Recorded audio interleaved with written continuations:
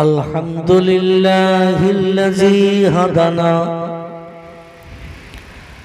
लिहाज़ा वमा कुन्ना लौला अन हदानल्लाह वअशहदु अल्ला इलाहा इल्लल्लाह वहदहु ला शरीका लह शहादतन मन आमन बिल्लाहि व कफरा बिजिब्ति वत्तागुत। प्रिय नबी सल्लल्लाहु अलैहि वसल्लम के আল্লাহ পাক পুত্র সন্তান চারটি দিয়েছিলেন এবং কন্যা সন্তানও চারটি দান করেছিলেন। মেয়ে ছিল চারটি, আমরা কম বেশি জানি। কারো নাম জয়নাব, কারো নাম রোকায়া, কারো নাম উম্মে কুলসুম, কারো নাম ফাতেমা। এই চারটি মেয়ে যেমন ছিল, নবীজির চারটি পুত্র সন্তান আল্লাহ দান করেছিলেন। তো চার আর চার আটটি হয়। আটটির ভিতরে সাতটি হযরতে মা খাদিজার নসল থেকে জন্ম নিয়েছিল। হযরতে মা খাদিজাতুল কুবরা যিনি বিশ্ব সুন্দরী ছিলেন, তার নসল থেকে, তার পেট থেকে সাতটি সন্তান জন্ম নিয়েছিল। ইব্রাহিম নামের একটি ছেলে ছিল, সেটা অন্য বিবির নসল থেকে হয়েছিল। আর এই সাতটি সন্তান মা খাদিজার নসল থেকে হয়েছিল। কিন্তু দুর্ভাগ্য, মেয়ে চারটি শৈশবকাল থেকে নিয়ে বৃদ্ধ বয়স পর্যন্ত হায়াতে বেঁচে ছিল। কিন্তু চারটি ছেলে সব বাল্যকালে, শৈশবকালে, কেউ 6 মাস, কেউ 1 বছর, কেউ 8 মাস, এইরকম বয়স প্রাপ্ত হয়েই তারা দুনিয়া থেকে বিদায় নিয়েছিলেন। মুফাসসিরগণ তাফসীরের কিতাবে লিখছেন, একটাও ছেলে পৃথিবীতে বৃদ্ধ পর্যন্ত বেঁচে থাকেনি বা বেঁচে থাকার সুযোগ পাননি। তার কারণ হলো ভবিষ্যতে নবীর নামে অপবাদ উঠবে, বিশ্ব নবীর নামে অপবাদ মানুষেরা দেবে। মুহাম্মদের বংশ নসলের অমুক ছেলেটা মদ খেয়ে নাউজুবিল্লাহ রাস্তায় পড়ে আছে, সুদের ব্যবসা করে, সিনেমায় যায়, যাত্রায় যায়, ব্যভিচারী করে। বংশ নসল যদি জারি থাকে, ছেলের বংশ নসল, তাহলে পরবর্তীতে ছেলেরা খারাপ হতে পারে। এই খারাপ হলে নবীর নামে অপবাদ রটবে। এজন্য আল্লাহ পাক বিশ্ব নবীকে অপবাদ থেকে মুক্ত করার জন্য পয়গম্বর মুহাম্মদ রাসূলুল্লাহর বংশ নসল ছেলেদের বাল্যকালে ইন্তেকাল করিয়ে দিয়েছেন। জোরে বলে একটু সুবহানাল্লাহ, যাতে কেউ কোনোদিন বলতে না পারে মুহাম্মদ রাসূলুল্লাহর বংশ নসলে অমুক ছেলে, অমুক ছেলের ছেলে, ছেলের ছেলে, ছেলের ছেলে এই রকম খারাপ কাজে লিপ্ত হয়েছে।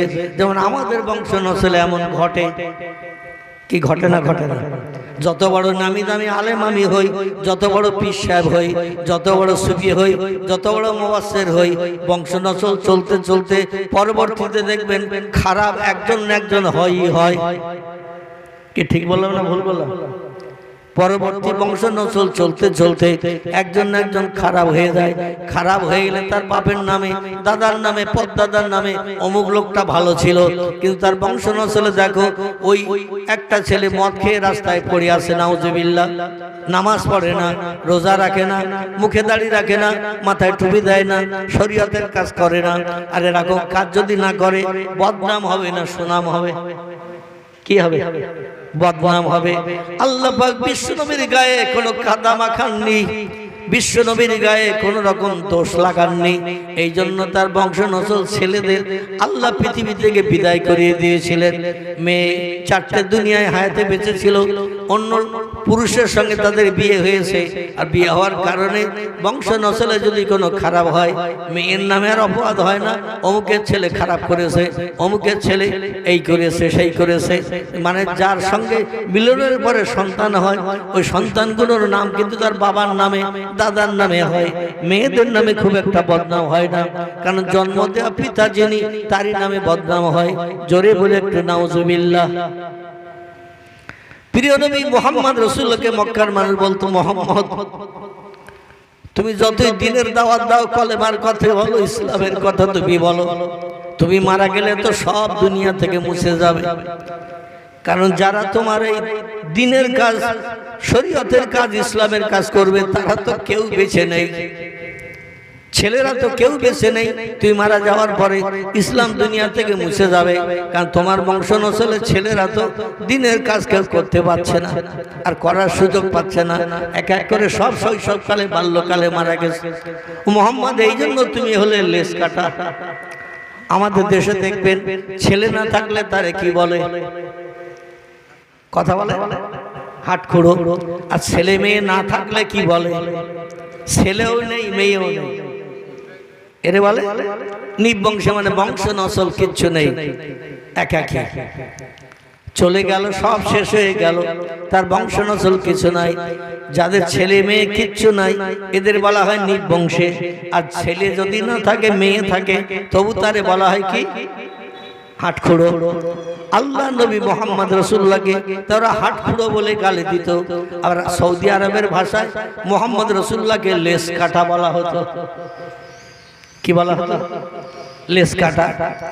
রসুলের ছেলে নাই, মেয়ে আছে বটে, কিন্তু মেয়েরা তো বিবাহিত হয়ে অন্য পুরুষের ঘর সংসার করতে যাবে। 12, 14, 16 বছর বয়সে বাবার ঘরে তো থাকবে না, চলে যাবে বিয়ের পরে অন্য জায়গায় 2-10 mile, 20 mile, 50 mile, 100 mile, 200 mile দূরে, সেখানে যে ঘর সংসার করবে। মোহাম্মদের মক্কায় তো দিনের কাজ করার সুযোগ তাদের হবে না। এই জন্য লেস কাটা বলে বলে প্রিয় নবীকে গালি দিত। আল্লাহ পাক ডেকে বললেন, হাবিব আপনি দুঃখ পাবেন না মক্কাবাসীদের এই কথায়, আপনি ব্যথা নেবেন না, আমি আপনার জন্য কাউসার দান করেছি। জোরে বলুন একটু সুবহানাল্লাহ। কাউসার মানে উত্তম পানি, যে পানি এক পেয়ালা পান করলে 4 কাপ থেকে 4 কাপ, এই 4 কাপকে আমরা পেয়ালা বলি বা কাপ বলি। এরকম 4 কাপের মধ্যে 1 পেয়ালা পানি আমি আপনার জন্য দান করেছি, একটা নহর, খাল। আচ্ছা, খালে পানি কম থাকে না বেশি থাকে? লম্বা খাল। বিশ্ব নবীকে সেই লম্বা খাল দেখানো হলো জান্নাত পরিদর্শনের সময়। নবীজি জান্নাত পরিদর্শন করলেন। জিবরিল বলেন, ইয়া আখি রুহুল আমিন, আমার ফেরেশতা ভাই জিবরিল আমিন, এটা আমি কিসের নহর দেখছি, কিসের নহর? জিবরিল বললেন, এর নাম হলো কাউসার। ইন্না আতাইনা কাল কাউসার, এটা হলো কাউসার নামক নহর। নবী বললেন, এই কাউসার নামক নহরের কাজ কি, এর ক্রিয়া কি? জিবরিল আমিন বললেন, এই নহরের পানি 1 পেয়ালা যে লোকটি পান করবে 70,000 বছর তার আর পিপাসা লাগবে না, পানি খাওয়ার দরকার হবে না। একটু চিল্লাই বলা যাবে কি সুবহানাল্লাহ?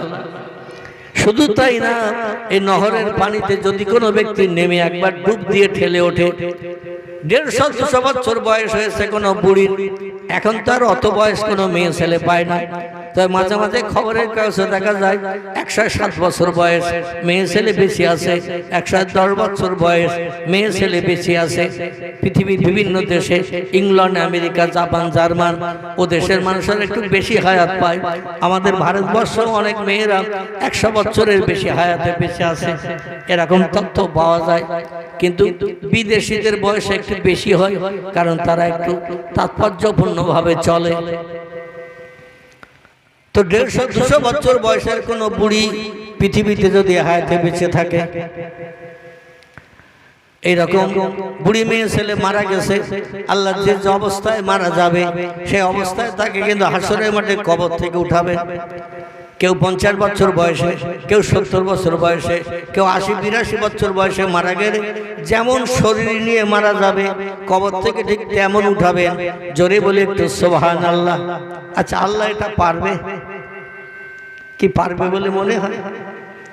আল্লাহ বলছেন, ইন্নামা আমরুহু ইজা আরাদা শাইয়ান আইয়াকুলা লাহু কুন ফায়াকুন।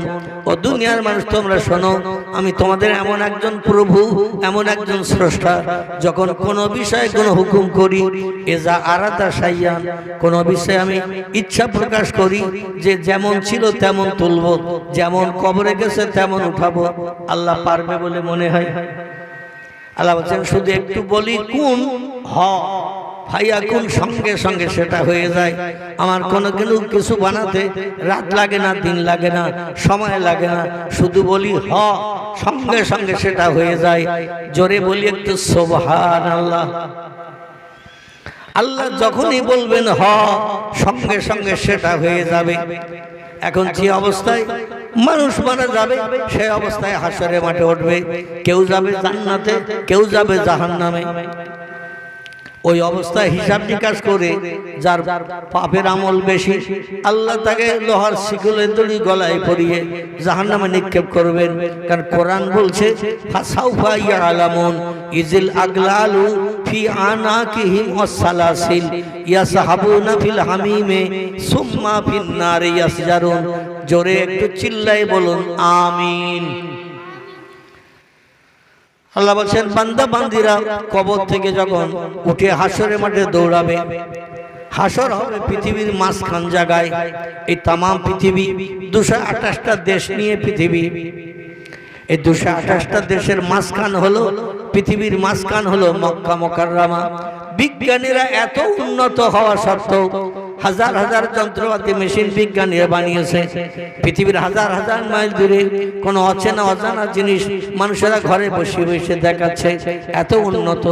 আকাশে কি আছে? চন্দ্র আছে, সূর্য আছে, মঙ্গল গ্রহ, এ গ্রহ সে গ্রহ। পৃথিবীর মানুষ জমিনে বসে বসে তা দেখার সুযোগ পেয়েছে, কিন্তু বিজ্ঞানীরা এখনো একটা জায়গায় সাকসেসফুল হতে পারেনি, উত্তীর্ণ হতে পারেনি। ভূগোল বইতে, ইতিহাসে কোনো বইতে এখনো বিজ্ঞানীরা লিখতে পারেনি পৃথিবীর মাঝখান কোন দেশের কোন জায়গা। আছে কোন ভূগোল বইতে? আছে কোন ইতিহাসে? আছে কোন লেখকের লেখনীতে ধরা পড়েছে যে পৃথিবীর মাঝখান কোন দেশের কোন জায়গাটা? জাপান আছে, জার্মান আছে, ইংল্যান্ড আছে, হল্যান্ড আছে, পোল্যান্ড আছে, ইতালি আছে, ব্রাজিল আছে, এভাবে বুলগেরিয়া আছে। পৃথিবীতে সৌদি আরব আছে, ইরাক আছে, ইরান আছে, কুয়েত আছে, পারস্য আছে, তুরস্ক আছে। যত দেশ পৃথিবীতে আছে, আমাদের ভারত আছে, বাংলাদেশ আছে, পাকিস্তান আছে, শ্রীলঙ্কা আছে, এভাবে যত দেশ পৃথিবীতে আছে, কোন দেশের কোন জায়গায় পৃথিবীর মাঝখান এখনো পর্যন্ত পৃথিবীর কোন দেশের বিজ্ঞানীরা এই তথ্যটা দিতে পারেনি। পয়গম্বর মুহাম্মদ রাসূলুল্লাহ নিরক্ষর মূর্খ ছিলেন, এই জন্য অনেক জ্ঞানী বিজ্ঞানীরা দার্শনিকরা বলছে মুহাম্মদ একটা মূর্খ মানুষ, সে কি তথ্য দেবে? আর মূর্খ মানুষের তথ্য আমাদের পক্ষে মানা যাবে না। তাই মূর্খ মানুষ একটা তথ্য দিয়েছেন 1450 বছর আগে। এই মূর্খের নাম হলো মুহাম্মাদুর রাসূলুল্লাহ। জোরে বলেন একটু সাল্লাল্লাহু আলাইহি ওয়াসাল্লাম। তিনি বলছেন স্কুল কলেজ আমি পড়ি নাই বলে আমারে তোমরা মূর্খ বলিও না। ইন্নামা বুইস্তু মুআল্লিমান, আল্লাহ পাক আমাকে তাম বিশ্ববাসীর শিক্ষক করে, টিচার করে, প্রফেসর করে, আমারে অধ্যক্ষ অধ্যাপক করে পৃথিবীতে পাঠিয়েছেন।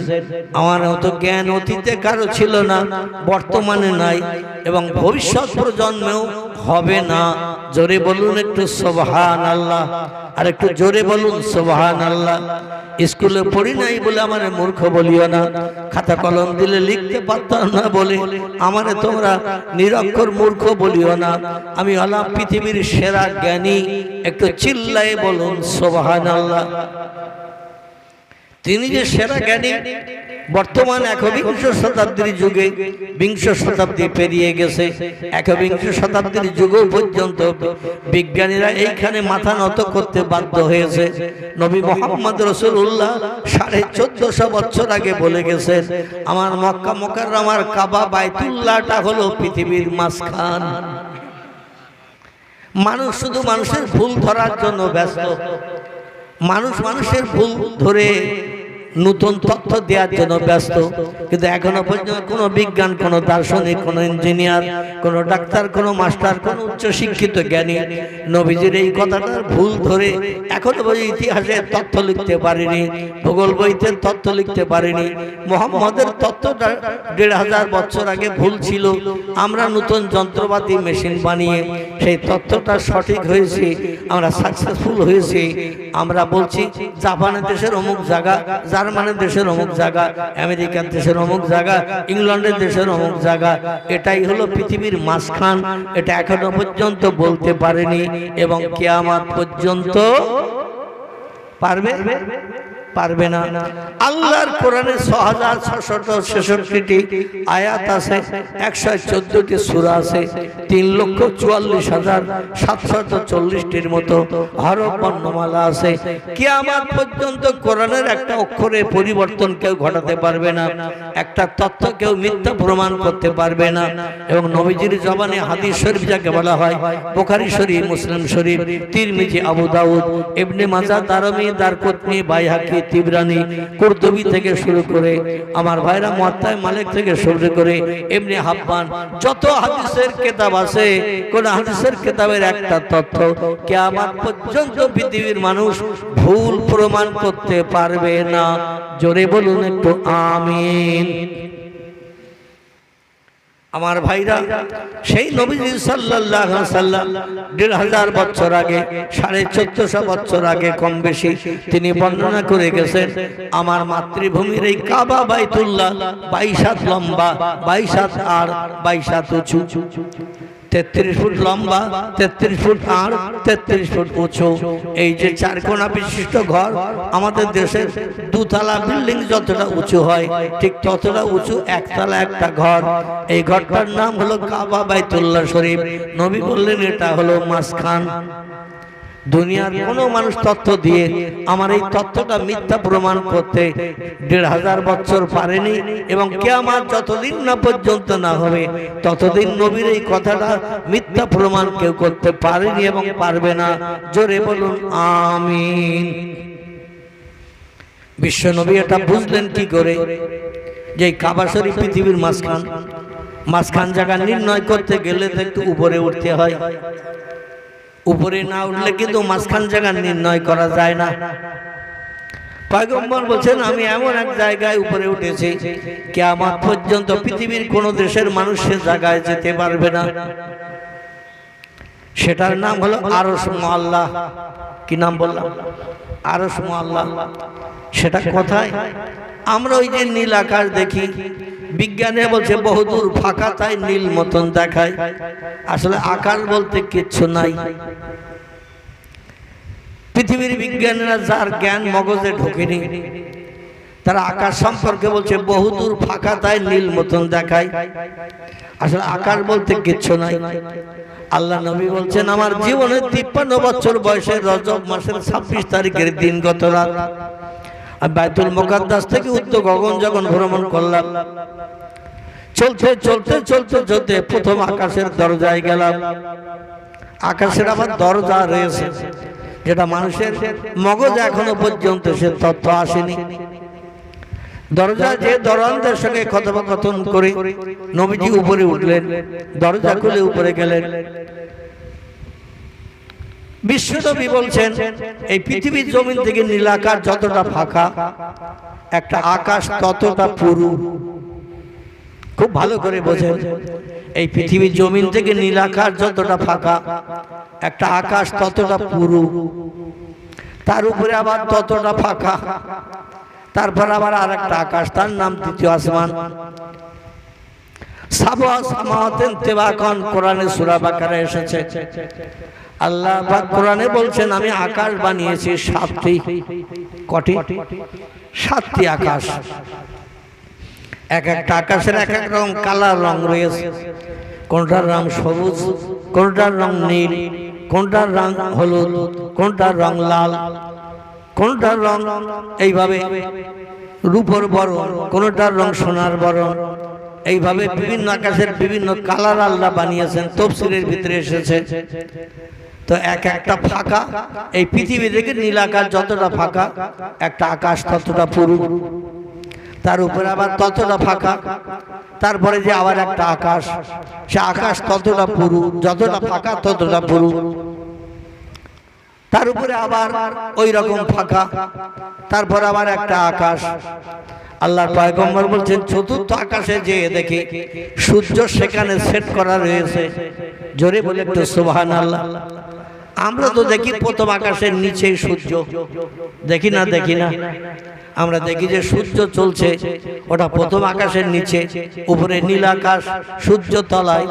আর নবী বলছেন আমি চতুর্থ আকাশে যেয়ে দেখি চতুর্থ আকাশের গায়ে সূর্য সেট করা রয়েছে। নিচে তিনটে, উপরে তিনটে, 4 নম্বর হলো আকাশ। এই 4 নম্বর আকাশে নিচে 3টে আকাশ, উপরে 3টে আকাশ, 4 নম্বর আকাশে সূর্য সেট করা রয়েছে, ওখান থেকে আবার 3টে আকাশ রয়েছে। তারপরে যে সিদরাতুল মুনতাহা বলে একটি জায়গা, সপ্তম আসমানের উপরে সিদরাতুল মুনতাহা বলে একটা জায়গা, মানে পৃথিবীর শেষ, আকাশের শেষ। এই জায়গার নাম হলো ইন্তিহা, শেষ। তারপরে বহুদূর ফাঁকা। আল্লাহর পয়গম্বর বলছেন, আমি রফরফ নামক একটা গাড়ি পেলাম সপ্তম আসমানের উপরে উঠে। সেখানে আর বোরাক চলেনি, বোরাক সেখানে যেতে পারবে না এই ফাঁকার উপরে। সেখানে আল্লাহর তরফ থেকে একটা গাড়ি এসেছে, এই গাড়িটার নাম হলো রফরফ। রফরফ গাড়িতে যখন উঠলাম, গাড়ি উপরে উঠতে শুরু করে দিল। বহু দূর চলার পরে একটা জায়গা, সে জায়গাটার নাম হলো আরশ কুরসি। কি নাম? আরশ কুরসি। সেখানে আল্লাহ অধিষ্ঠিত আছেন, অতীত ছিলেন, বর্তমানে আছেন, ভবিষ্যতেও থাকবেন। 4খানা পায়া বিশিষ্ট একটা চেয়ার, ইংরেজিতে যারা চেয়ার বলে, বাংলায় তারা কেদারা বলে, আরবিতে বলা হয়েছে কুরসি। সেই কুরসির কাছাকাছি পয়গম্বর পৌঁছে গেলেন। আল্লাহ ওয়েলকাম, স্বাগতম, খোশামদিদ জানালেন। প্রিয় নবী কুরসি থেকে নেমে, আর আল্লাহ আরশ কুরসির একটা এরিয়া, ঘর আছে, ঘর মনে করুন, বসার জন্য বলছি। সেই ঘরের দরজায় প্রিয় নবী গেলেন। আল্লাহ বললেন, উদখুল বাবাকা, দরজা দিয়ে আপনি ভিতরে ঢুকুন। আমি যেখানে পূর্বে ছিলাম, বর্তমানে আছি, ভবিষ্যতেও থাকবো, যেখান থেকে তাম বিশ্ব আমি নিয়ন্ত্রণ করে থাকি, এইখানে আপনি আসেন, যেখান থেকে তাম পৃথিবীর সবকিছু আমি নিয়ন্ত্রণ করে থাকি। পয়গম্বর পায়ে দুখানা জুতো ছিল, এই জুতো দুখানা খুলে আল্লাহর আরশের এরিয়ার ভিতরে ঢুকতে গেলেন। আচ্ছা, আমরা মসজিদে যখন যাই বাড়ি থেকে, খালি পায়ে যাই না জুতো পায়ে দিয়ে যাই? কি ভাই? মসজিদে যখন বাড়ি থেকে যাই, খালি পায়ে যাই না জুতো পায়ে দিয়ে যাই? কথা বলে, জুতো পায়ে দিয়ে যাই। আচ্ছা, জুতো পায়ে দিয়ে মসজিদের দরজার মুখে যেয়ে জুতো খুলে রেখে ভিতরে ঢুকি না জুতো পায়ে দিয়ে ঢুকি? কি করি আমরা? জুতো খুলে রেখে মসজিদে ঢোকে, কারণ মসজিদ মোজাইক করা, ঝাড়ঝুট দেওয়া, পরিষ্কার পরিচ্ছন্ন। সেখানে জুতো পায়ে দিয়ে গেলে মানুষ তারে পাগল বলবে না ভালো বলবে? কি বলবে? তোর মতো পাগল আর দুনিয়ায় দুটো নেই। তুই জুতো পায়ে দিয়ে বাড়ি থেকে এসেছিস, জুতোর তলায় কত ধুলোবালি মেখেছে, কত নোংরা টোংরাও লাগতে পারে, রাস্তায় থাকে। আর সেই জুতো নিয়ে ভিতরে এসেছিস, যেখানে মানুষ কপাল দেবে, সেজদা করবে, যেখানে হাত লাগাবে, নাক দেবে, আর সেখানে তুই জুতো পায়ে দিয়ে এসেছিস, ধুলো মাখাচ্ছিস। এই জন্য প্রিয় নবী, আরশ কুরসির মতো দামি জায়গা আর আছে পৃথিবীতে, যেখানে আল্লাহ পূর্বে ছিলেন, বর্তমানে আছেন, ভবিষ্যতে থাকবেন। এর মতো দামি জায়গা তো হতে পারে না, বেহেশতের থেকেও দামি। জোরে বলে একটু সুবহানাল্লাহ। নবী পায়ে জুতো দোকানে খুলে আরশ কুরসির মর্যাদা সম্মান রক্ষার জন্য, আমরা যেমন মসজিদের মর্যাদা সম্মান রক্ষা করি, রক্ষার জন্য জুতো দোকানে খুলে ভিতরে ঢুকতে গেলেন। আল্লাহ অনুমতি দিয়েছে, ওয়েলকাম, স্বাগতম, খোশামদিদ, আপনি ভিতরে আসুন। প্রিয় নবী সাল্লাল্লাহু আলাইহি ওয়াসাল্লাম জুতো খুলে যেই ঢুকতে গেলেন, আল্লাহ সঙ্গে সঙ্গে নিষেধ করলেন, লা তাদখুল ইয়া আইয়ুহান নবী, আপনি ওই অবস্থায় আমার আরশ কুরসির ভিতরে ঢুকবেন না। আল্লাহর পয়গম্বর বলেন, আল্লাহ কি ভুল করলাম তা তো আমি বুঝতে পারলাম না। সেই পৃথিবীর জমিন থেকে বাইতুল মুকাদ্দাসে 2 রাকাত নামাজ আদায় করলাম, শুকরিয়া নামাজ। আদম নবী থেকে ঈসা রুহুল্লাহ পর্যন্ত সব পয়গম্বর আমার পিছনে ইক্তেদা করলো। আল্লাহ লক্ষ লক্ষ ফেরেশতা এসে আমার পিছনে ইক্তেদা করলো। সেখান থেকে জিবরিল আমিন মারফত আমি বুরাকে চেপে সপ্তম আসমান পাড়ি দিলাম। তারপরে সিদরাতুল মুনতাহায় এসে আবার গাড়ি পাল্টালাম, রফরফ গাড়ি নিয়ে আপনার আরশ কুরসিতে আসলাম, শুধু উপরে উঠলাম। আরশ কুরসির দরজায় এসে আপনি ওয়েলকাম স্বাগতম জানালেন, আমারে ঢুকতে বললেন, ভালো মন্দ জিজ্ঞাসা করলেন, খবর নিলেন, আমারে ভিতরে ঢুকতে বললেন, আমি ভিতরে ঢুকতে গেলাম। দোষ ত্রুটি কি করলাম কিছুই তো বুঝলাম না। ঢুকতে বলে আবার কেন নিষেধ করলেন, লা তাদখুল, ভিতরে ঢুকবেন না। আল্লাহ কিসে কি হলো বুঝলাম না। আর আল্লাহ বলছেন, হাবিব একটা অঘটন ঘটে গেছে, একটা অঘটন ঘটে গেছে। নবী বলছেন, আল্লাহ আমি তো কিছুই বুঝলাম না কি অঘটন ঘটেছে, কারণ আপনি আলেমুল গায়েব কাজুল কুজ্জাত আহকামুল হাকিমিন, আপনি শ্রেষ্ঠ জ্ঞানী, আপনার জ্ঞানের সঙ্গে আমাদের জ্ঞানের তো তুলনা হবে না। আল্লাহ কি অঘটন ঘটলো আমি তো বুঝলাম না। আল্লাহ বলেন, হাবিব ওই যে জুতো খুলে ঢুকছেন এটাই হলো অঘটন, জুতো খুলে ঢুকছেন এটাই হলো অঘটন। নবী বলছেন, তো জুতো পাই দিয়ে আপনার আরশের ভিতরে ঢুকবো, এটাও তো একটা সম্মানহানির ব্যাপার। আল্লাহ বলেন, আপনি জানেন না এখান থেকে ৩-৩.৫০০ বছর আগে, কম বেশি ৪,০০০ বছর আগে পৃথিবীতে একজন পয়গম্বর আমি পাঠিয়েছিলাম। সে পয়গম্বরের বাবার নাম ছিল ইমরান, তার নাম ছিল মুসা কালিমুল্লাহ। আমার জালালি কদরের পয়গম্বর ছিল, যে কোনো সমস্যায় পড়লে সরাসরি আমার সঙ্গে বাক্য লাভ করত। একটা জায়গায় এসে, এই জায়গাটির নাম হলো কোহে তুর। মাদায়েনের দেশে একটা পাহাড় আছে মাদায়েন। মুসা নবীর বসবাস ছিল মিশর, আর তার শ্বশুর বাড়ির দেশের নাম ছিল মাদায়েন। এই মাদায়েনের দেশে একটা পাহাড় ছিল, পাহাড়টির নাম হলো কোহে তুর। একটু দরুদ শরীফ পড়েন, আল্লাহ। হ্যালো, ওয়ালাইকুম আসসালাম। আল্লাহ ভালো রেখে ভাই, আমার এই মহল্লায় আমি একটা প্রোগ্রাম করছি, সেখানে ওয়াজ করছি।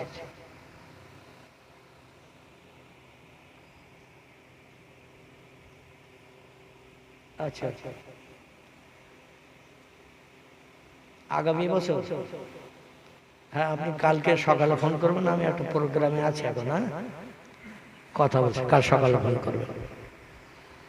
দরুদ শরীফ, আল্লাহুম্মা সাল্লি আলা সাইয়্যিদিনা মাওলানা মুহাম্মদ ওয়া আলা আলি সাইয়্যিদিনা মাওলানা মুহাম্মদ।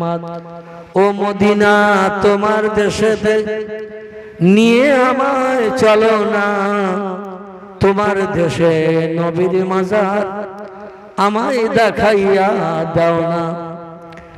নবীর মাজার দেখার তরে কাঁদি আমি দুবেলা, তোমার দেশে নবীর মাজার আমায় দেখাইয়া দাও না।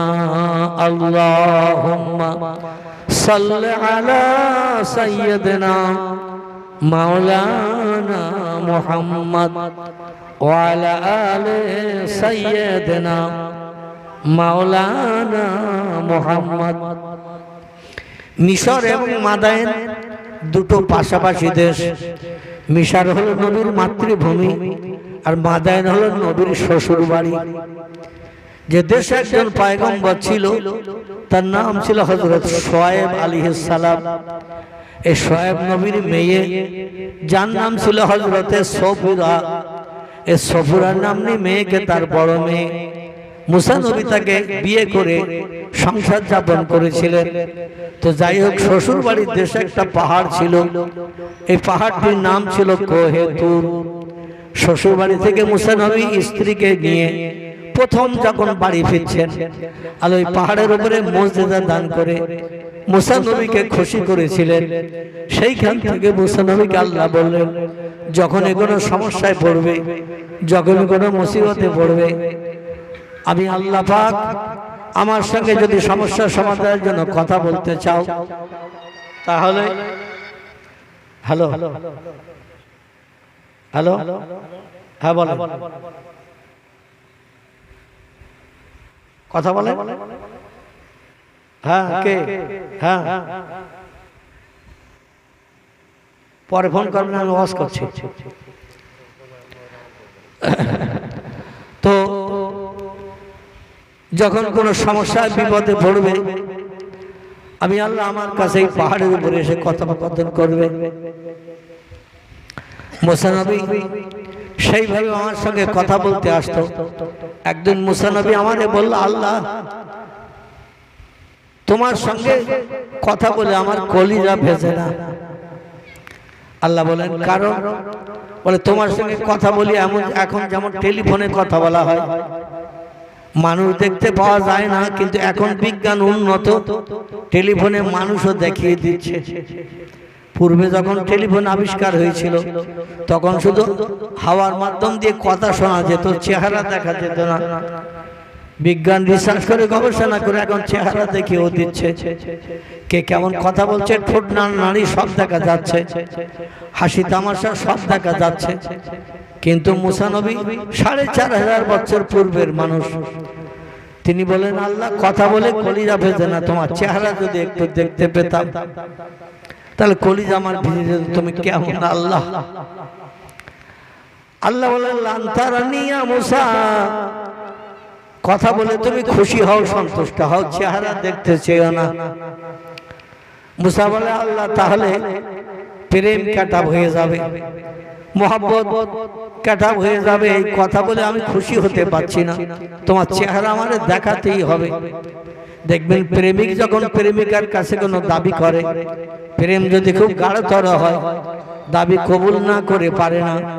আবার প্রেমিকা প্রেমিকের কাছে যদি কোনো দাবি করে, দাবি যদি কবুল না করে, দাবি যদি বাস্তব রূপদান না করে, প্রেম গাঢ়তর হয় না। আল্লাহ পাক বললেন তুমি আমারে দেখতেছো না। মুসা বললেন তাহলে প্রেম কাটাপ করব, তোমার সঙ্গে সম্পর্ক রাখবো না। আল্লাহ বলেন না দেখা দিলে তুমি শুনবে না। মুসা নবী বলেন লা ইয়া রব্বি, না দেখা দিলে শুনবো না, দেখা দিতে হবে। আল্লাহ বলেন শোনো, তুমি আমারে দেখতে চাইছো কিন্তু দেখলে তোমার ক্ষতি হবে। আমি যে নূরে তাজাল্লির প্রভু, এত উজ্জ্বল চেহারা নূর আমার দেহে, এ দেখলে তোমার ক্ষতি হবে। মুসা বলেন আমার ক্ষতি হোক তাতে আপনার কোনো আপত্তি নেই, আপনার দেখা দিতে হবে, তবে কি ক্ষতি হবে আপনার দেখলে একটু বলতে হবে। আল্লাহ বলেন তোমার চোখ অন্ধ হয়ে যাবে, তোমার চোখ অন্ধ হয়ে যাবে, এই জ্যোতি আলো তুমি দেখে সহ্য করতে পারবে না। আচ্ছা সূর্য যখন উদয় হয়, আকাশে মেঘ টেঘ নেই, নীল আকাশ ফাঁকা দেখতে পাচ্ছি।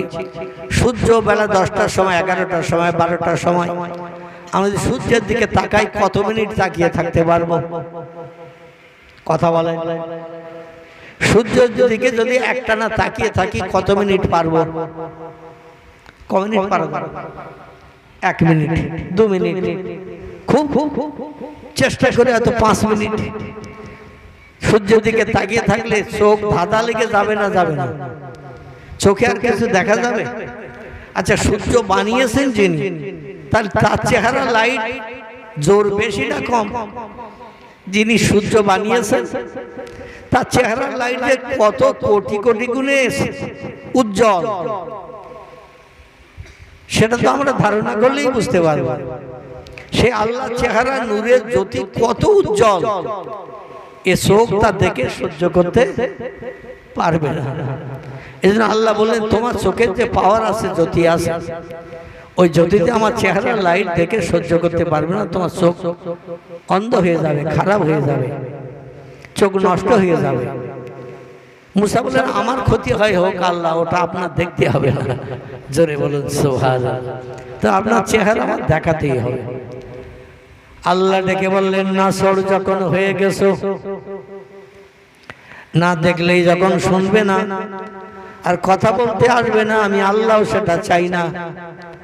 ও পয়গম্বর, তো অমুক দিন তুমি এসো, ওই দিন আমার চেহারা তোমারে দেখিয়ে খুশি করব। পয়গম্বর দিনের দিন খুব সংক্ষেপ করে বলি, গোসল সারলেন, নতুন জামা কাপড় পরিধান করলেন, করে এবার বাড়ির কর্ত্রী যিনি হযরতে সফুরা শোয়েব নবীর কন্যা, তাকে ডেকে বলছেন ওগো আমি যে কাজে যাচ্ছি আল্লাহর কাছে একটু দোয়া করো আমি যেন কাজে সাকসেসফুল হই, সফল হই। স্ত্রীর মন ভারী, মুখ ভারী। কারণ দেখবেন আমাদের ছেলেরা একদিন একেবারে মোজা থেকে শুরু করে, জুতো থেকে শুরু করে, জাঙ্গিয়া থেকে শুরু করে, গেঞ্জি থেকে শুরু করে, জামা টামা যা কিছু পরিধান করে সব নতুন। দিনটা কবে কি বলতে পারবেন?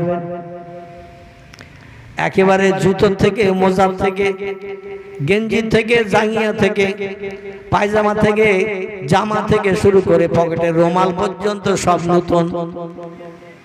আলহামদুলিল্লাহ।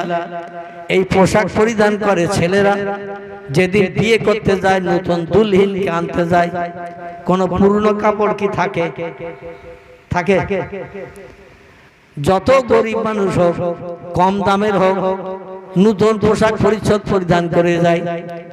মুসা নবী সেই দিন কিন্তু নতুন পোশাক পরিধান করেছিলেন। আর স্ত্রী ওই নতুন পোশাক দেখে আমাদের মেয়েরা খুশি হবে না অখুশি হবে? যদি স্বামী আসকান পরিধান করে, মাথায় পাগড়ি দেয়, নতুন পায়জামা পাঞ্জাবি পরিধান করে যদি বাড়ি থেকে রওনা দেয়, স্ত্রীরা খুশি হবে না অখুশি হবে? অখুশি হবে। কারণ আমি সেবা যত্ন করছি তাতে উনি খুশি না।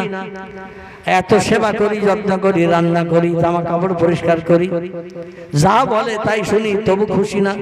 আবার কারে বিয়ে করতে যাচ্ছে বাড়িতে আনবে বলে, ঠিক না ভুল? আবার বিয়ে করতে যাচ্ছে বাড়িতে নিয়ে আসবে। মেয়েরা সব জিনিসের ভাগ অপরকে দিতে চায়, একটা জিনিসের ভাগ কিন্তু কাউকে দিতে চায় না। সেটা কিসের ভাগ? স্বামীর ভাগ। সব জিনিসের ভাগ মেয়েরা দেবে, দ্বিধাদ্বন্দ্ব করবে না। কিন্তু স্বামীর ভাগ মেয়েরা কাউকে দিতে চায় না। আমার স্বামীর পাশে অন্য একটা মেয়ে এসে শয়ন করুক, অন্য একটা মেয়ে এসে বিশ্রাম করুক, শুয়ে থাক, এটা কিন্তু মেয়েরা কোনোদিন জীবনে চাইবে না। এই জন্য স্ত্রী বলছেন আপনার পোশাক পরিচ্ছদ আমার মন ভার করে দিয়েছে, আপনি দোয়া চাচ্ছেন, যে কাজে যাচ্ছেন ওই কাজে সফল হবেন, আমিও দোয়া করব না। মুসা নবী বললেন কেন, কি হয়েছে? বলে ওই যে পোশাক পরে যাচ্ছেন, কোন একটা মেয়েকে আবার বিয়ে করে স্ত্রী বানিয়ে ঘরে আনবেন, সংসারে আমার সঙ্গে অশান্তি হবে। হযরত সারা ইব্রাহিম নবীর বিবি হাজরাকে বিয়ে করার কারণে খুশি হতে পারেননি, অখুশি হয়েছিলেন। বিয়ে করার জন্য দোয়া করতেও চাইনি হাজরাকে বিয়ে করার জন্য। মুসা নবীর স্ত্রীও তাই, দোয়া করতে চাইল না। মুসা নবী বললেন তুমি যে ধারণা করছো ধারণাটা সঠিক না, ওই ধারণাটা সঠিক না। আসলে আমি যে নতুন পোশাক পরিচ্ছদ পরিধান করেছি, আল্লাহ কি সাথে সজ্জিত হয়ে আমার সঙ্গে দেখা করতে আসবেন আমার তো জানা নাই। এই জন্য একটু নতুন পোশাক পরেছি, বিয়ের পোশাক, যাতে যেন আল্লাহ অখুশি না হয়, ফেরেশতারা অখুশি না হয়। আল্লাহ তো একা দেখা দেবেন, নিশ্চয়ই ফেরেশতারাও সেখানে থাকবে, আমার যাতে খারাপ না বলে। এই জন্য আমি একটু ভালো পোশাক পরেছি। ও স্ত্রী, এতে তুমি ধারণা করি না কোনো মেয়েকে আমি বিয়ে করতে যাচ্ছি। আজ আল্লাহর সঙ্গে আমার দিদার হবে, সাক্ষাৎ হবে, আল্লাহ চেহারা থেকে কলিজা ঠান্ডা করব। শুধু টেলিফোনে কথা বলি তাতে আমার কলিজা ঠান্ডা হয় না। অনেক দিন বলে বলে দাবি করে করে আল্লাহ নিম রাজি হয়েছে। আজকে আমার সঙ্গে দেখা দেবে বলে ওয়াদা করেছে। ইন্নাল্লাহা লা ইখলাফুল মিয়াদ, আল্লাহ কোনদিন ওয়াদা ভঙ্গ করে না, যে ওয়াদা করে সেটা পূরণ করে। আমরা কত ওয়াদা করি কিন্তু বাস্তবে রূপদান করি না, পূরণ করি না। তাই আজকে নতুন পোশাক পরে যাচ্ছি, দোয়া করো আল্লাহর সঙ্গে যেন আমার দিদার হয়, দেখা হয়। স্ত্রী বললেন প্রাণের স্বামী, ওটাই যদি বাস্তব হয় আল্লাহর সঙ্গে দেখা করবেন বলে নতুন পোশাক পরে যাচ্ছে, আমি কাজে বাধা দেব না, মুখ ভার করব না। তো আমার একটা প্রস্তাব আছে, আমি দোয়া করব, তখন আমার প্রস্তাবটা যদি পূর্ণ হয়। আমার ভাইরা, হযরত মুসা নবী আলাইহিস সালাম স্ত্রীকে ডেকে বললেন কি তোমার দাবি, তাড়াতাড়ি বলো, সময় পেরিয়ে যাচ্ছে। আর তুর পাহাড়ে আমার বাড়ি থেকে যেতে অনেকটা দূর, আমি মিশরের অধিবাসী, আর পাহাড় হলো মাদানের দেশে। আমার যেতে অনেকটা সময় লাগবে, লেট হয়ে যাবে, সময় পেরিয়ে গেলে হয়তো আল্লাহ নাও আসতে পারে, তাড়াতাড়ি বলো। স্ত্রী বলেন আমি খুব তাড়াতাড়ি বলছি এবং আমি ব্যবস্থা করব। সেটা হলো আপনি একা দেখতে যাবেন আল্লাহকে, আমি সংসারে সব কাজকর্ম করি, যখন যা বলেন শুনি, কোনদিন কথার খেলাপ করি না। আপনি একা আল্লাহর দেখে খুশি হবেন আর আমি দেখতে পাবো না, ওটা হবে না। আমাকে একটু সঙ্গে করে নিয়ে যেতে হবে। মোসানবী বললেন এই দাবি তুই মনে মনে ঠিক করে রেখেছ, তা তো আমার জানা নাই। তবে শোনো, যদি যেতে চাও তাহলে তাড়াতাড়ি রেডি হও, বলে একটু গোসল করবো, পোশাক পরিচ্ছদ পাল্টাবো, নতুন শাড়ি টাড়ি যা আছে পরিধান করবো, একটু সময় লাগবে। মোসানবী বললেন বিবিরে তুমি যে এই দাবি রাখবে তা তোমার জানা ছিল না, আর তুমি আমার সঙ্গে গেলে আল্লাহ হয়তো নাও আসতে পারে। কারণ যেদিন আল্লাহর সঙ্গে আমার কথা হয়েছে সেদিন আমার স্ত্রী আসবে, এটা তো আমি বলিনি। এখন নতুন করে তোমারে যদি নিয়ে যাই আল্লাহ তো নাও আসতে পারে, এই জন্য আজকে নিয়ে যাওয়া যাবে না। তো অন্য কোনো দিন যদি আল্লাহ আবার দেখা দেয় তোমারে সেদিন নিয়ে যাব, আজকের কথার খেলাপ করে তোমারে নিয়ে যাওয়া যাবে না। স্ত্রী সবুরা ডেকে বলেন প্রাণের স্বামী, সেটাও একটা যুক্তির কথা, ওটাও একটা যুক্তির কথা। আপনার সঙ্গে যেদিন আল্লাহর সঙ্গে কথা হয়েছে সেদিন তো আমি যাব, এটা আমি বলিনি, আর আপনি আমার আল্লাহরে দেখিয়ে দেবেন সেটাও আপনি বলেননি। তাহলে আজকের আমি আর যাব না, আপনি একা যে আল্লাহরে দেখে আসেন, কলিজা ঠান্ডা করে আসেন। তবে আমার একটা প্রস্তাব, 2 নম্বরের প্রস্তাব আছে। মুসানবী বলেন মা সালাকি ইয়া জাওজাতি, এ প্রাণের বিবি 2 নম্বর প্রস্তাব কি? বলে প্রস্তাব হলো যে চোখ দিয়ে আল্লাহরে দেখে আসবেন ওই চোখ দুনিয়ার কাউকে দেখালে হবে না, আল্লাহ দেখা চোখটা আমি প্রথম দেখতে পাই। জোরে বলুন একটু সুবহানাল্লাহ। মুসানবী বলেন তাতে অসুবিধা নাই, আমি যে চোখ দিয়ে আল্লাহ দেখবো তুর পাহাড়ে যে ওই চোখ তোমার ছাড়া আর কারো দেখাবো না, প্রথমেই তোমার দেখাবো। এবার স্ত্রী বলেন তাহলে দোয়া করছি আল্লাহ যেন আপনার উদ্দেশ্য পূর্ণ করেন। সংক্ষেপ কথা, হযরত মূসা আলাইহিস সালাম স্ত্রীর কাছ থেকে দোয়া নিয়ে রওনা দিলেন। তুর পাহাড়ের কিনারায় যখন গেলেন আল্লাহ বলেন মূসা কুম ইয়া মূসা, ও মূসা তুমি ওইখানে দাঁড়াও। মূসা বললেন আল্লাহ এখনো তো পাহাড়ে উঠি নাই। আল্লাহ বলেন পাহাড়ে ওঠার আগে আমারে দেখার আগে তোমার পায়ের জুতা দুখানা তুমি খুলে এসো। ওই জুতো পরা অবস্থায় আসলে কিন্তু আমার চেহারা দেখতে পাবে না, কারণ জুতো পরিধান করে থাকলে মন একটু গরম গরম থাকে, পাওয়ার একটু মর্যাদা একটু বেশি বেশি থাকে। এই জুতো খুলে এসো, পাহাড়ের কিনারায় নিচে জুতো খুলে এসো। মূসা নবী জুতো খুলে চলে গেলেন। যে যখন জায়গায় গেলেন যেখানে দাঁড়িয়ে আল্লাহর সাথে কথোপকথন হয়, মূসা বললেন রব্বে আরিনি, আল্লাহ জুতো খুলতে বললেন, খুলে আসলাম, খালি পায়ে আসলাম। এবার আপনি আমার দেখা দিন, আপনার চেহারা থেকে কলিজা ঠান্ডা করি।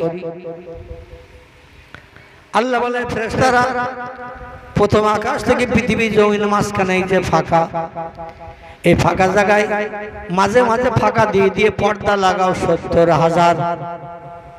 কটা?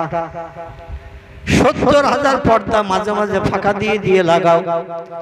পর্দার তলায় থাকবে মূসা আর 70,000 পর্দার উপরে থাকবো আমি আল্লাহ। আমার চেহারার কিঞ্চিত লাইট ছেড়ে দেব, 70,000 পর্দা ভেদ করে যে লাইট যাবে। আর 2-5টা পর্দা যদি লাগানো হয় আর ওধারে যদি একটা লাইট জ্বালানো হয়, এধারে লাইটের আলো খুব বেশি আসবে। 2-5টা পর্দা যদি লাগানো হয়, পর্দার ওধারে যদি একটা টর্চ লাইট মারা হয়, এধারে কিন্তু ততটা লাইট আসবে না যতটা খালি জায়গায় আসে। আল্লাহ বলেন পর্দা লাগাও 70,000 পর্দা লাগানো হলো। আল্লাহ পর্দার উপর থেকে নিজের চেহারার কিঞ্চিত লাইট ছেড়ে দিলেন। 70,000 পর্দা ভেদ করে যে লাইট আসলো মূসা নবীর চোখে, লাইট দেখে মূসা নবী বেশ হয়ে যে পিছনে চিৎপটাক হয়ে পড়ে গেছেন। জোরে বলুন একটু সুবহানাল্লাহ। লাইটের এত তীক্ষ্ণ জোর, এত তীক্ষ্ণ জ্যোতি, মুসা নবীর চোখে লাগার সঙ্গে সঙ্গে চোখ ধাঁধা লেগে গেল, অন্ধকার দেখতে শুরু করলো। লাইটের জ্যোতিতে মুসা নবী আর দাঁড়িয়ে থাকতে পারলেন না, বেহুশ হয়ে পড়ে গেলেন। তাফসীরের কিতাবে এসেছে 4 দিন 4 রাত পয়গম্বর মুসা নবী বেহুশ হয়ে ওই পাহাড়ের উপরে পড়েছিল। 4 দিন 4 রাত জ্যোতির কারণে বেহুশ হয়ে মুসা নবী পড়েছিল। আল্লাহ ফেরেশতাদের ডেকে বলেন, ফেরেশতারা আর পয়গম্বর আমার চেহারা লাইট দেখে বেহুশ হয়ে পড়ে রয়েছে, 4 দিন 4 রাত পেরিয়ে গেল, এখনো হুঁশ ফেরে না। ও ফেরেশতারা মাথায় পানি দাও, পাখার হাওয়া দাও, আমার পয়গম্বর একটু হুঁশ ফেরাও। স্ত্রীও বাড়ির দুশ্চিন্তায় পড়েছে, সেই যে স্বামী গেল আল্লাহর চেহারা দেখতে আর বাড়ি ফেরে না। নতুন বিয়ে করে কি শ্বশুর বাড়ি রয়ে গেল নাকি? নতুন স্ত্রী প্রেমে মোহাম্মতে ভালোবাসা আর বাড়ি ফেরার কথা মনে নেই। কি যে ঘটনা ঘটলো তুর পাহাড়ে, তাও তো খবর আসলো না। স্ত্রী বড় দুশ্চিন্তায় পড়েছে, আর পয়গম্বরের হুঁশ ফিরাও, মাথায় পানি দাও, পাখার হাওয়া দাও। ফেরেশতারা দায়িত্ব নিয়ে ডানা মেলেছে আজম পাঠ করে তুর পাহাড়ের উপরে চলে আসলেন। এসে মুসা নবীর মাথায় পানি ঢালতে লাগলো, পাখার হাওয়া দিতে লাগলো। এই হাওয়া দিয়ে পানি দিয়ে পয়গম্বরকে যখন হুঁশ ফেরালেন, পয়গম্বর হুঁশ ফিরে ঠেলে উঠে বসলো। ফেরেশতারা জিজ্ঞাসা করলো, মা তারা, ইয়া মুসা ইবনে ইমরান, কি দেখলে তুমি? বলে আমি আল্লাহ দেখেছি। জোরে বলুন সুবহানাল্লাহ। বলে কি দেখলে তুমি? বলে আমি আল্লাহ দেখেছি। বলে আল্লাহরে কেমন দেখলে? বলে আল্লাহরে দেখেছি একটা লাইট এসে চোখে লেগেছে, চোখ ধাঁধা লেগে গেছে। বলে তাহলে দেখলে কি? বলে ওই লাইট দেখেছি, ওই আমার আল্লাহ দেখেছি, এতেই আমি খুশি। আমার ভাইরা, পায়ে জুতো থাকার কারণে আল্লাহ পাক মুসা নবীর চেহারা দেখাতে চাই না। তুর পাহাড়ে কিনারায় জুতো খুলে আসতে বললেন, আর পয়গম্বর মুহাম্মদ রাসূলুল্লাহকে বললেন তুমি জুতো পরে এসো, কারণ তুমি জুতো খুলে যদি আসো তাহলে মুসা নবীর মর্যাদা তোমার মর্যাদা সমান হয়ে যাবে।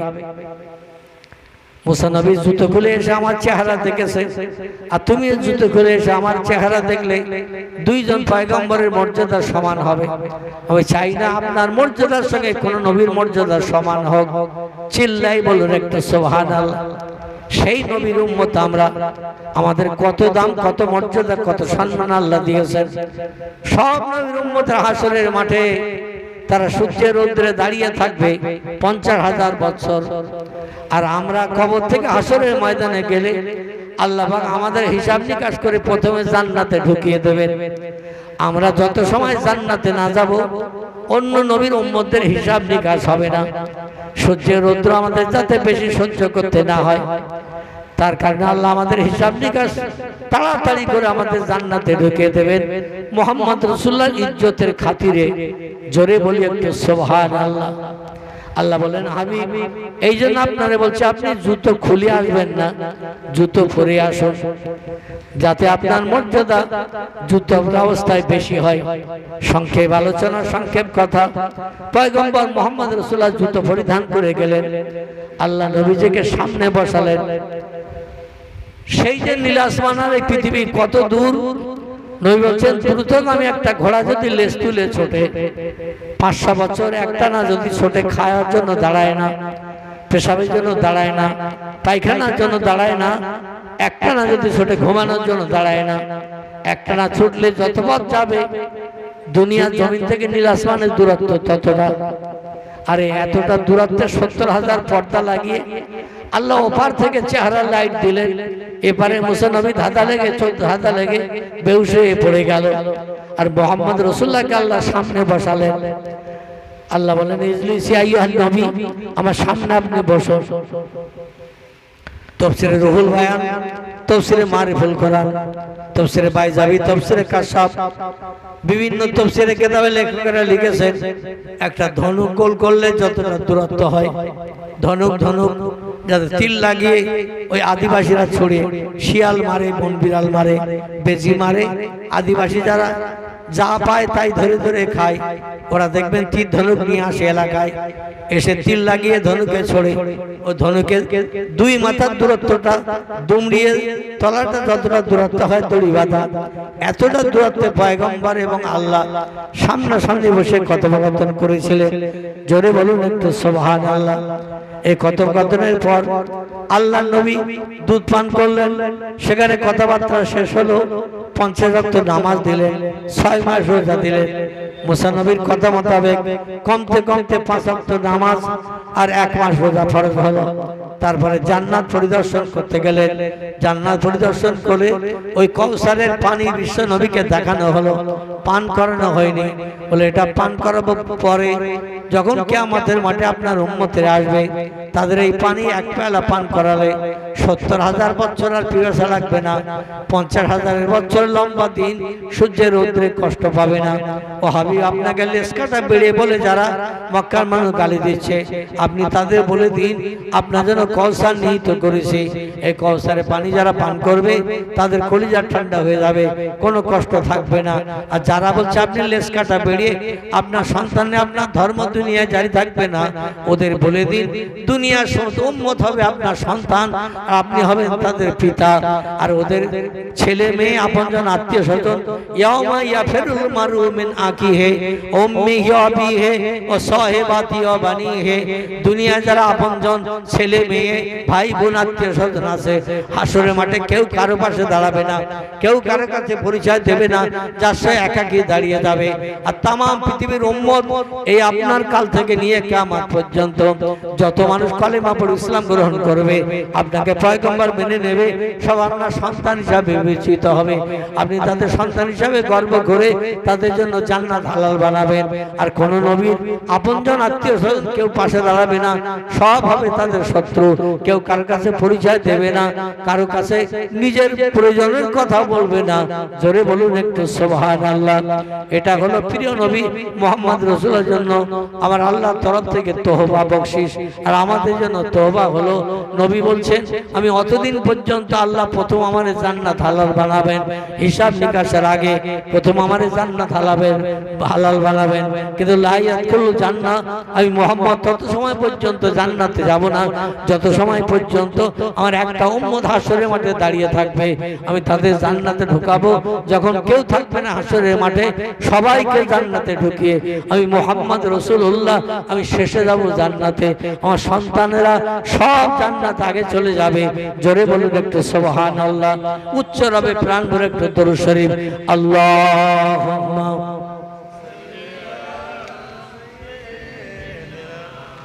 মাওলানা মুহাম্মদ ওয়া আলা আলি সাইয়্যিদিনা মাওলানা মুহাম্মদ। বিসমিল্লাহির রহমানির রহিম। ওয়ালাম্মা তাম্মা মিন হামলিহি শাহরান আলা শুরুল আকালিল মারাবিয়া তুআফিয়া বিল মদিনাতে শরীফাতে আবু আব্দুল্লাহ ওয়া কানা কাদিস্তাজাবিয়া কলিহি বনি আদিম মিন আত-তাইফাত তিজারিয়া ওয়া মা কাসাফিন শাহরান আলা সাকিমা ইউয়ানুনা সুবমা ওয়া শাকা। ওয়ালাম্মা মাররা মিন হামলিহি আলা রাজিতি সাতরাশুল কামারিয়া ওয়া আনাল জামানে আয়ানজাল আনহু সাদা হযরত মুহলাইলা মাউলিদিহি আশাতুল মারিয়াম রাদিয়াল্লাহু আনহা ফি নাসতা মিনাল হাদিরাতুল কুরসিয়া ফাকাদাল মাকাদু ফালাদাতু সাল্লাল্লাহু আলাইহি ওয়াসাল্লাম নূরাইয়াতলাহু লাউসানা সাল্লাল্লাহু আলা মুহাম্মদ সাল্লাল্লাহু আলাইহি ওয়াসাল্লাম। কে হায় মুমিন ওঠো, ওয়াক্তে আখিরি তাজিমে কিয়াম, সকলে দাঁড়িয়ে যান। ইয়া নবী তুলে নাও, একটু কিয়াম পড়ো। হ্যাঁ পড়ো। ইয়া নবী সালাম আলাইকা, ইয়া রাসূল সালাম আলাইকা, ইয়া হাবিব সালামুন আলাইকা, সালাতুল্লাহ আলাইকা ইয়া নবী সালাম।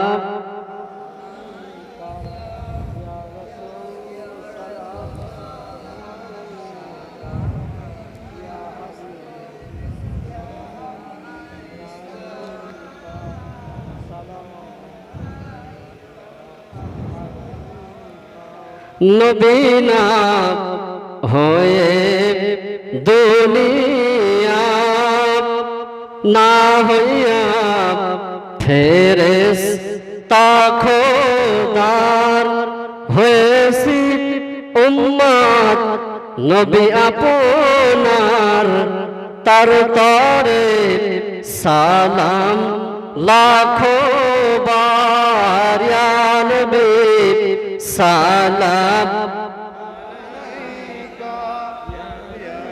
ইয়া রাসূল সালামুন আলাইকা ইয়া হাবিব সালামুন আলাইকা সালামুন ইয়া মুহাম্মদ সাল্লাল্লাহু সাল্লাম নামে প্যারা আরশ पर हक ने पुकारा आफा है सस्पैगम बर हमारा लीजिए सलाम हमारा या नबी सलाम या रसूल सलामुन या हबीब सलाम सलामुल्लाह नबीजीर আব্বা আব্দুল্লাহ রাসূলুল্লাহর আম্মা আমিনা হাবিবের দুধমা হালিমা দয়ার নবীর রওজা ওই সোনার মদিনা ইয়া নবী সালাম ইয়া রাসূল সালামুন আলাইকা ইয়া হাবিব সালাম সালামুল্লাহ আলাইকা সকলে বসে পড়ুন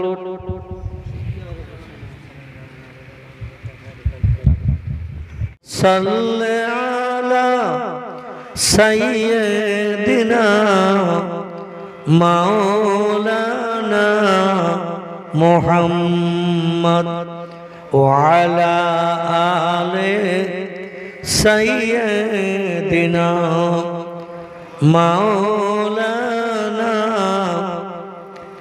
গলা ছেড়ে প্রাণ ভরে উচ্চ রবে মহব্বতের সঙ্গে আমার নবীকে আমরা একটু খুশি করি। যদিও কম বেশি ৪,৫০০ বছর আগে পৃথিবীর মানুষের চোখের আড়াল হয়ে সুদূর সোনার মদিনায় সবুজ গম্বুজের নিচে তিনি কবরস্থ হয়ে আছেন। নবী মরানা জেন্দা বিশ্ব নবী সাল্লাল্লাহু আলাইহি ওয়াসাল্লাম বলছেন, ইন্নাল্লাহা হাররামা আন তাকুলা আলাল আরদে আসজাদাল আম্বিয়ায়ে ফানাবিয়াল্লাহি হাইয়ুন ইয়ারযাকু। চিল্লায়ে বলুন আল্লাহু আকবার। বিশ্ব নবী বলছেন, নিশ্চয়ই আল্লাহ পাক, ইন্নাল্লাহ নিশ্চয়ই আল্লাহ পাক, হাররামা তিনি হারাম সাব্যস্ত করেছেন, নিষেধ করেছেন, বারণ করে দিয়েছেন, আন্তাকুলা ভক্ষণ করতে খেতে, আলাল আরদ দুনিয়ার মাটিকে। আল্লাহ বলছেন নিশ্চয়ই আমি আল্লাহ পাক বলছি, নবী আম্বিয়া এবং ওলিয়া উলিয়া মরণের পরে যারা কবরস্থ হয় মাটিকে তাদের দেহ খেতে আল্লাহ নিষেধ করে দিয়েছেন। জোরে বলি সুবহানাল্লাহ। ফানাবিয়াল্লাহি হাইয়ুন ইয়ারযাকু, নবীরা কবরে জিন্দাবস্থায় থাকে। কেমন থাকে? মরানা জিন্দা। নবীরা কবরে হাইয়ুন জিন্দাবস্থায় থাকে। ওয়া ইয়ারযাকু, এবং খোদা প্রদত্ত জান্নাতের রুজি ফেরেশতাদের মাধ্যম দিয়ে নবীদের কাছে পরিবেশিত হয়। চিল্লায়ে বলি একটু সুবহানাল্লাহ।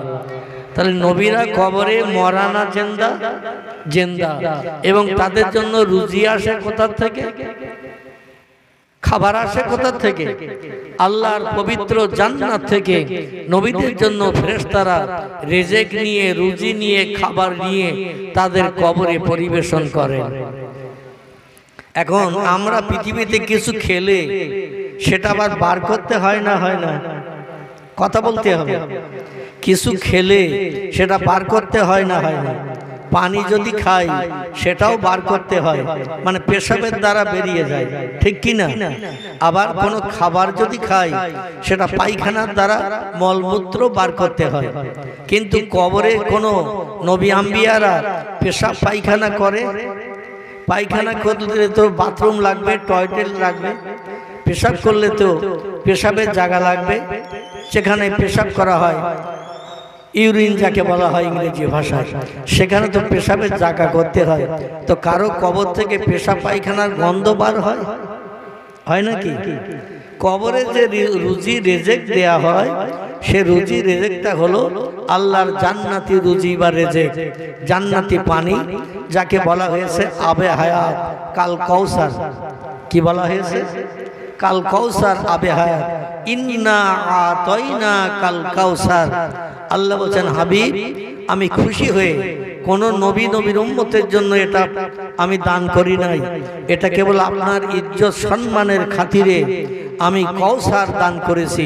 জোরে বলে একটু সুবহানাল্লাহ। কাউসার এমন একটা পানি, এমন একটা নহর, এমন একটা খাল জান্নাতের ভিতরে বানানো আছে, দুধের মতো সাদা, মধুর থেকে মিষ্টি। আচ্ছা, দুধের থেকে আর সাদা কিছু আছে?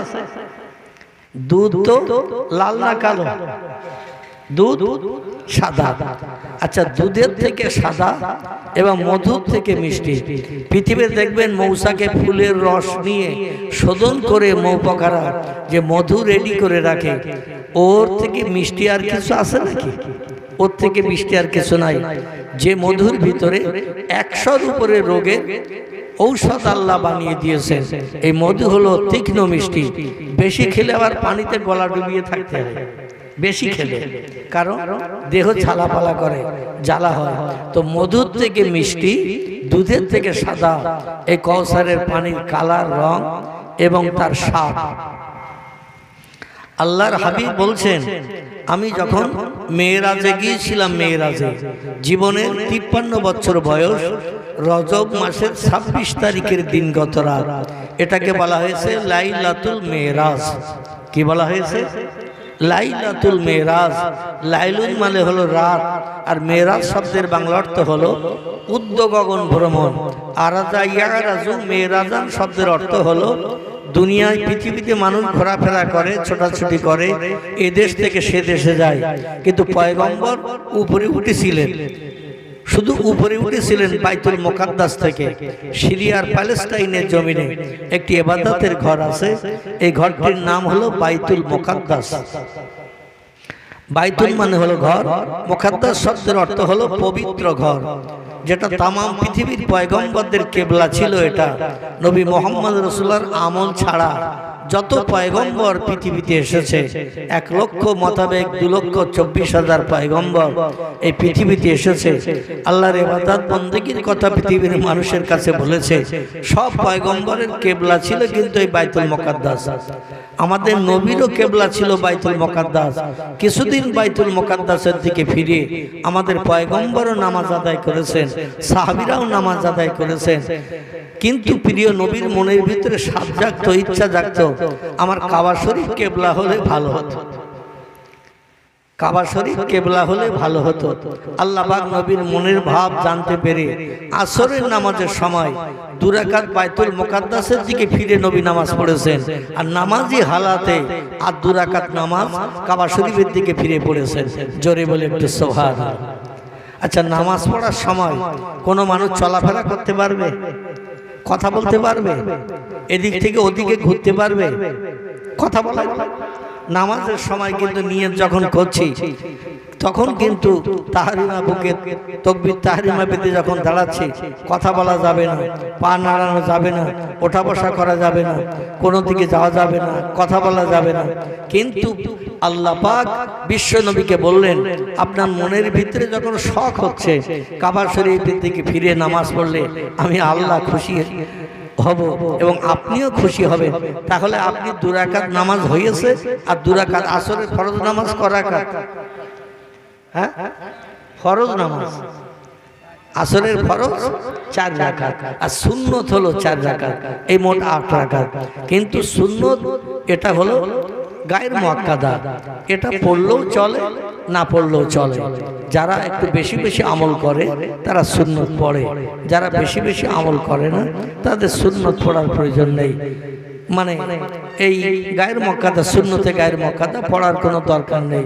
কিন্তু যেগুলো অরিজিনাল সুন্নত সেগুলো পড়তে হবে। যেমন জোহরের ফরজের আগে 4 রাকাত, এ সুন্নত পড়তে হবে, না পড়লে কিন্তু গুনাহগার হয়ে যেতে হবে। তো যাই হোক, নবী 2 রাকাত পড়েছেন আর 2 রাকাত বাকি, 4 রাকাত ফরজ।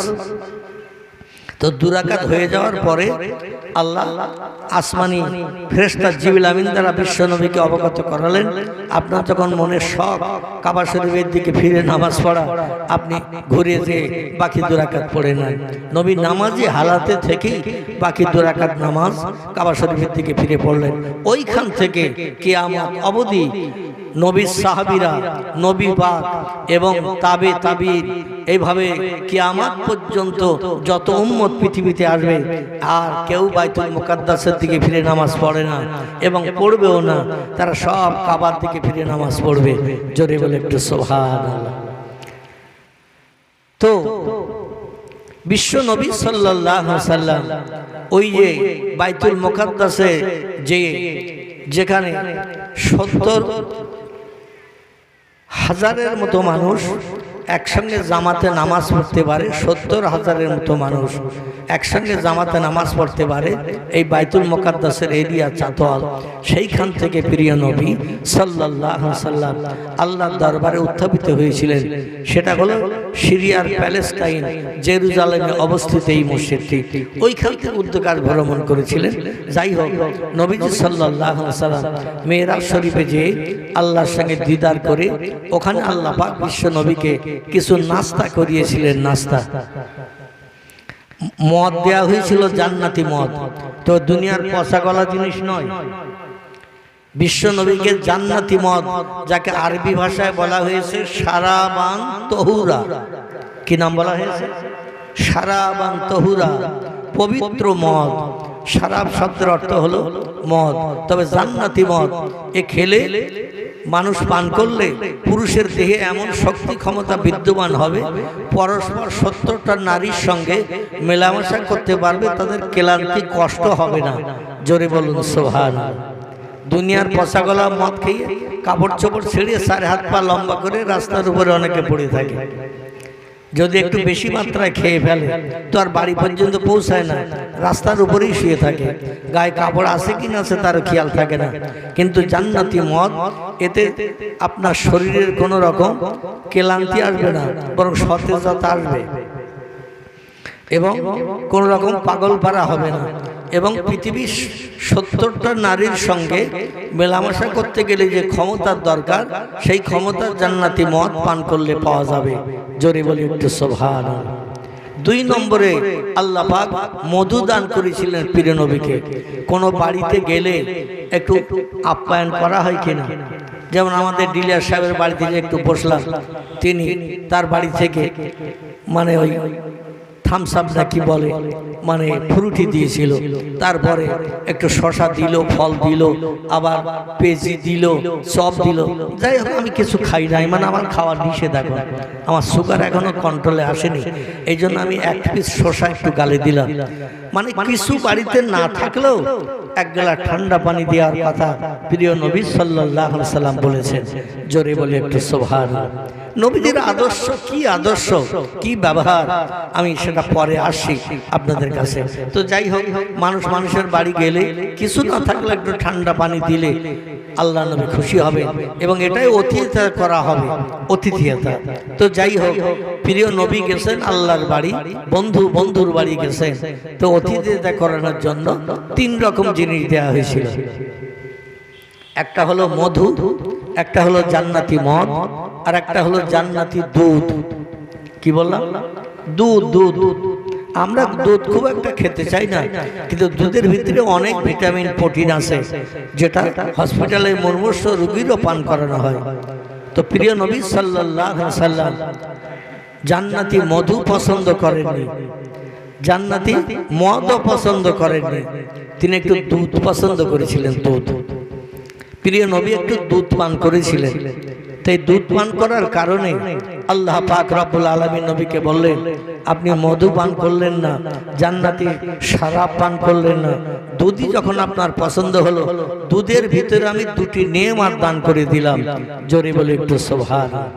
2টি নেয়ামতের একটি হলো দুধ পান করলে ক্ষুধাও মিটবে, দুধ পান করলে আবার পিপাসা থেকেও নিবৃত্তি পাবে, পিপাসা লাগবে না এবং ক্ষুধাও লাগবে না, দুধে 2টি কাজ হবে।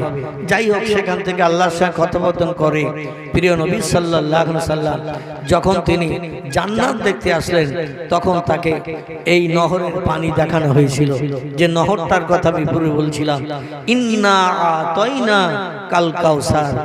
রে হাবিব, আপনি দুঃখ পাবেন না, ব্যথা নেবেন না, কারণ মক্কার মানুষ আপনাকে লেস কাটা বেরিয়ে বলছে,